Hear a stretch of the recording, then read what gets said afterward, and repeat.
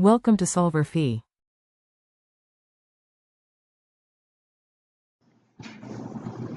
So now we'll work on problem 78 from chapter 17. In this top problem, we're told that an unknown solid is entirely soluble in water. On addition of dilute HCl, a precipitate forms. After the precipitate is filtered off, the pH is adjusted to about 1, and H2S is bubbled in, and precipitate again forms. After filtering off this precipitate, the pH is adjusted to 8 and H2S is again added. And we're told that no precipitate form. No precipitate forms upon addition of ammonium phosphate. The remaining solution shows a yellow color in a flame test. Based on these observations, which of the following compounds might be present, which are definitely present, and which are definitely absent? Cadmium sulfide, lead nitrate, mercury oxide, zinc sulfate, cadmium nitrate, and sodium sulfate. So let's go ahead and list the potential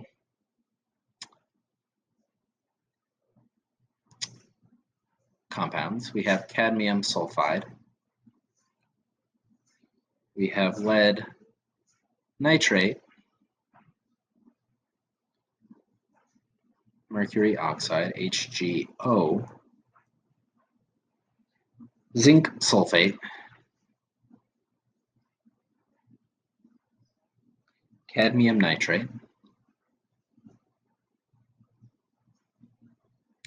and the last is sodium sulfate. So the first thing that we're told in this problem is that the compound is completely soluble in water. So right away, we can eliminate cadmium sulfide as being present, and mercury oxide is also partially soluble, but mostly insoluble. So these two here are not present because of the solubility that we're told about at the beginning. So now let's write each step and what information we can get from it. So at the beginning of the first step is to add HCl. So we add HCl, and we're told that there's a precipitate.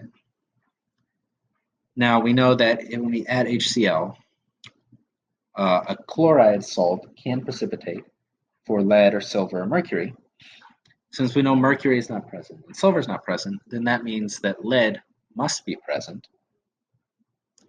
PbNO3 or we'll just leave it as the ion for now.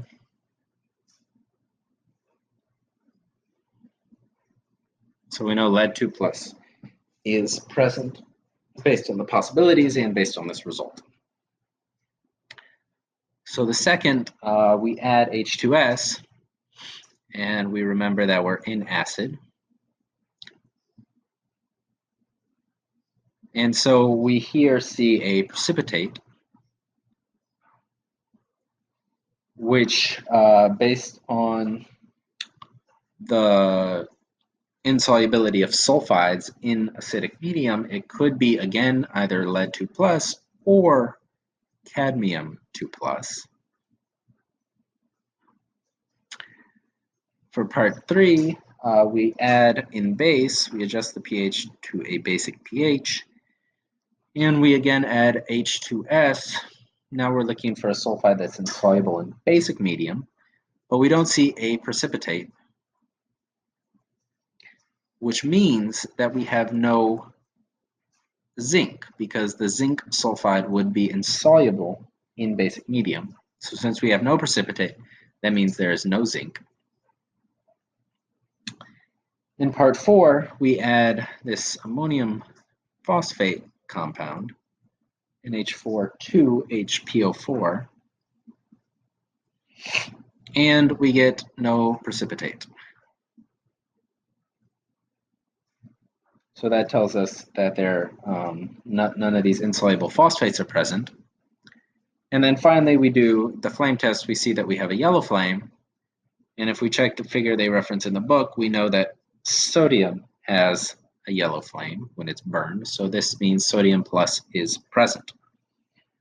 So now we look at what we need to classify these compounds as might be present, definitely, or not present at all.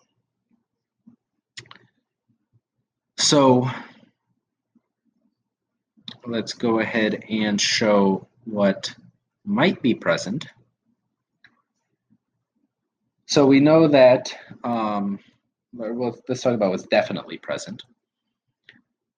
So this lead compound here is definitely present because we have this first step here. The sodium is definitely present because of this flame test. And the cadmium might be present